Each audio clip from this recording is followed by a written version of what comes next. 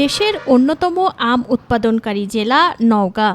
বরেন্দ্র অঞ্চলের বিশেষ আবহাওয়া আর মাটির কারণে এখানকার আম হয় সুস্বাদু ও সুমিষ্ট।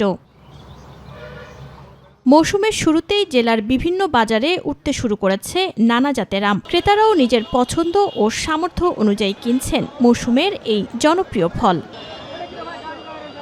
এদিকে রপ্তানিযোগ্য আম উৎপাদনের লক্ষ্য নিয়ে আম্রপালি, ব্যানানা ম্যাঙ্গো ও গৌরমতি জাতের প্রায় ১,১১,৫০,৫০০টি আমে করা হয়েছে ফ্রুট ব্যাগিং। এতে আমের মান ও নিরাপত্তা নিশ্চিত করার চেষ্টা চলছে। আমের বাজার যেটা ভালো সেটা ভালো আমের দাম আছে ৩৮০০, ৩০০০, ২৮০০, ১৫০০, ১৬০০, ১৭০০, যেমন যেটা কোয়ালিটি। তবে এই জন্য ২৬০০ টাকা, আজকে ওই আম আপনার ১৮০০ বলে, ২০০০ বলে। তবে সবকিছুর মধ্যেও দুশ্চিন্তা আছে চাষিদের। আমের গায়ে দাগ দেখা দেওয়া এবং কীটনাশক, সেচ ও শ্রমিক খরচ বেড়ে যাওয়ায় উৎপাদন ব্যয় বেড়েছে। তাই এবার ন্যায্য মূল্য পাওয়া নিয়েই বেশি চিন্তিত তারা। যে সারা বছর লাগাতার যে বৃষ্টি হচ্ছে, বৃষ্টি আমের অবস্থা খুবই খারাপ।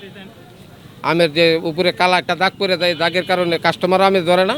তবে কৃষি বিভাগ বলছে উৎপাদন ও বাজার পরিস্থিতি ইতিবাচক রয়েছে। মানসম্মত আম উৎপাদন ও বিপণনে বিভিন্ন ধরনের সহায়তা অব্যাহত রয়েছে। এখন পর্যন্ত আমাদের প্রায় ৩০ থেকে ৩৫ ভাগ আম আমাদের কর্তন হয়েছে।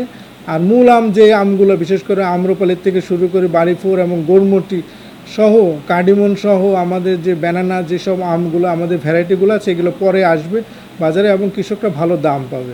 জেলা কৃষি সম্প্রসারণ অধিদপ্তরের তথ্য অনুযায়ী চলতি মৌসুমে জেলায় ৩০,৩১০ হেক্টর জমিতে আমের ফলন হয়েছে। এসব বাগান থেকে প্রায় ৪,২২,০০০ টন আম উৎপাদনের লক্ষ্যমাত্রা নির্ধারণ করা হয়েছে।